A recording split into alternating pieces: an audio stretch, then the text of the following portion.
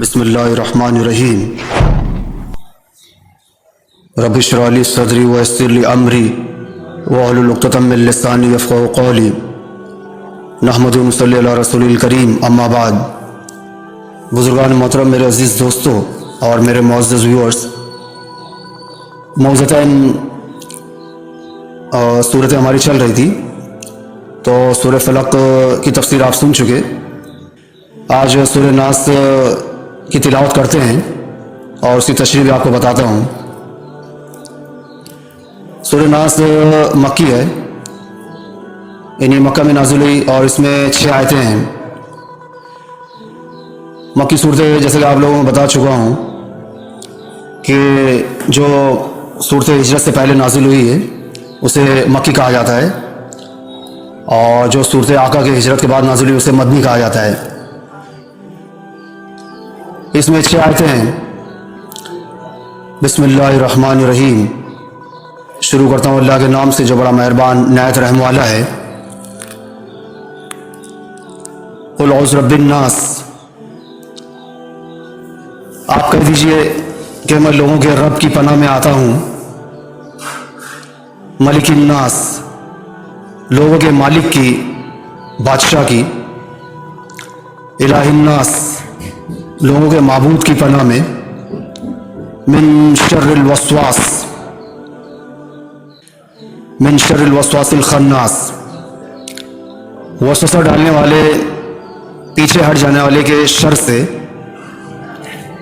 الذی یوسوس فی صدور الناس، جو لوگوں کے دلوں میں وسوسہ ڈالتا ہے۔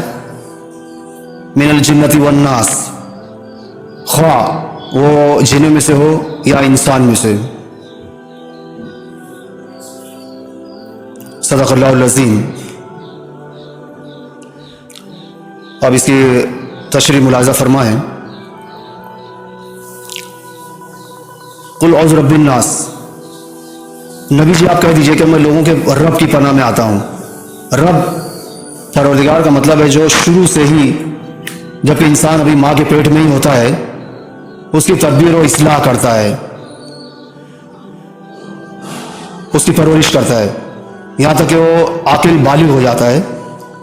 پھر وہ یہ تدبیر چند مخصوص افراد کے لیے نہیں بلکہ تمام انسانوں کے لیے کرتا ہے، اور تمام انسانوں کے لیے نہیں بلکہ اپنی تمام مخلوقات کے لیے کرتا ہے۔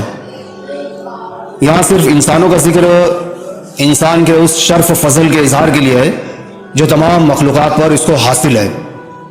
اللہ پاک نے ہمیں اشرف المخلوقات بنایا نا، اس لیے یہاں پہ انسان کا ذکر کیا ہے، ورنہ اللہ پاک تو پوری ساری کائنات کو پالتا ہے۔ الہ الناس، ملک الناس، الہ الناس، لوگوں کے مالک کی، لوگوں کے معبود کی پناہ میں میں آتا ہوں۔ جو ذات تمام انسانوں کی پرورش اور نگہداشت کرنے والی ہے، وہی اس لائق ہے کہ کائنات کی حکمرانی اور بادشاہی بھی اس کے پاس ہو، اور جو تمام کائنات کا رب ہو، پوری کائنات پر اسی کی بادشاہی ہو، وہی ذات اس بات کی حقدار ہے کہ اس کی عبادت کی جائے، اور وہی تمام لوگوں کا معبود ہو۔ چنانچہ میں اسی عظیم و برتر ہستی کی پناہ حاصل کرتا ہوں۔ من شر الوسواس الخناس، وسوسہ ڈالنے والے، پیچھے ہٹ جانے والے کے شر سے۔ الوسواس بعض کے نزدیک اسم فاعل الموسوس کے معنی میں، اور بعض کے نزدیک یہ ذل وسواس ہے۔ وسوسہ مخفی آواز کو کہتے ہیں، چھپی آواز کو۔ شیطان بھی نہایت غیر محسوس طریقوں سے انسان کے دل میں بری باتیں ڈال دیتا ہے، اسی کو وسوسہ کہا جاتا ہے۔ الخناس، کھسک جانے والا، کھسک جانے والا، سرک جانے والا، یہ شیطان کی صفت ہے۔ جب اللہ پاک کا ذکر کیا جائے تو یہ کھسک جاتا ہے، اور جب اللہ پاک کی یاد سے غافل ہو جایا جائے، غفلت برتی جائے، تو یہ دل پر چھا جاتا ہے۔ الذی یوسوس فی صدور الناس، جو لوگوں کے دلوں میں وسوسہ ڈالتا ہے، من الجنتی والناس، خواہ وہ جن میں سے ہو یا انسان میں سے۔ یہ وسوسہ ڈالنے والوں کی دو قسمیں ہیں۔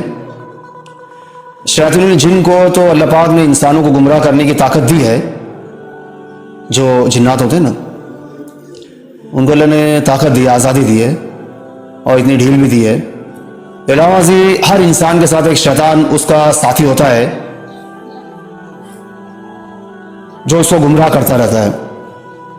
چنانچہ حدیث میں آتا ہے کہ جب ہمارے آپ کے آقا احمد مجتبیٰ محمد مصطفیٰ سرور کونین سید الثقلین رحمۃ اللہ علیہ وسلم نے بات فرمائی تو صحابہ نے پوچھا کہ یا رسول اللہ، کیا وہ آپ کے ساتھ بھی ہے شیطان؟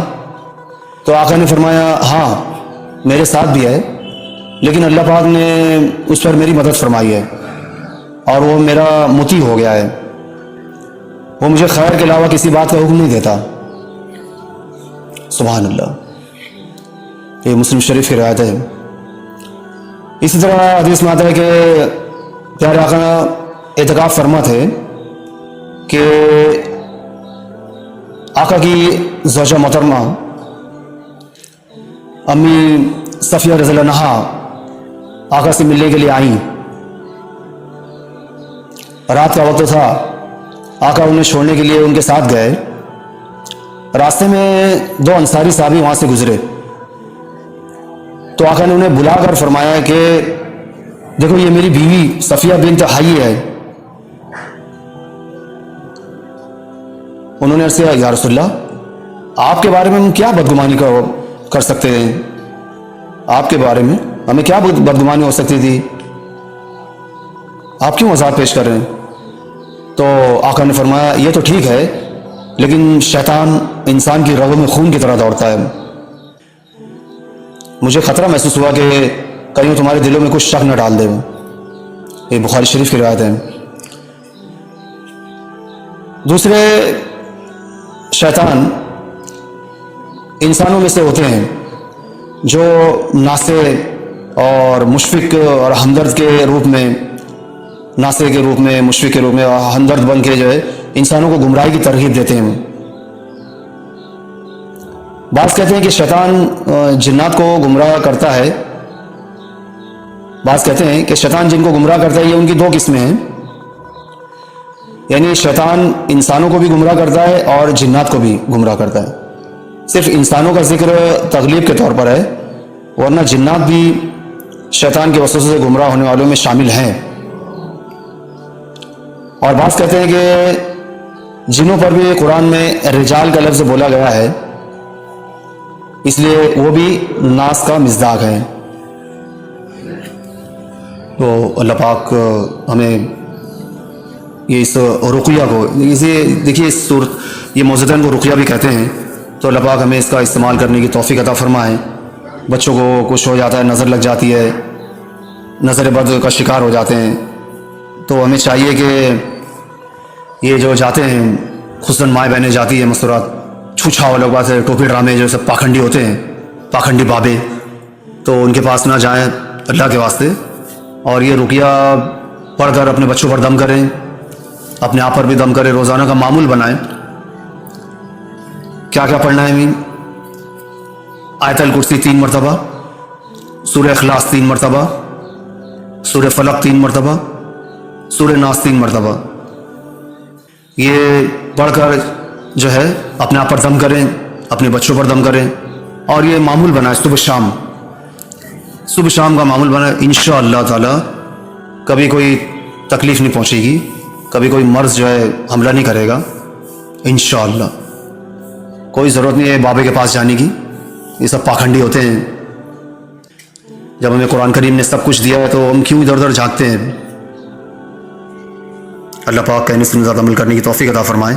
اگر یہ ویڈیو آپ کو اچھی لگی تو اسے لائک کیجیے، اور لگنا بھی چاہیے، بھائی ہمارا کلام نہیں ہے، اللہ پاک کا کلام ہے یہ، تو اسے لائک کیجیے اور چینل کو سبسکرائب کیجیے اور اسے اپنے دوستوں میں شیئر کیجیے تاکہ اویئرنیس بڑھے۔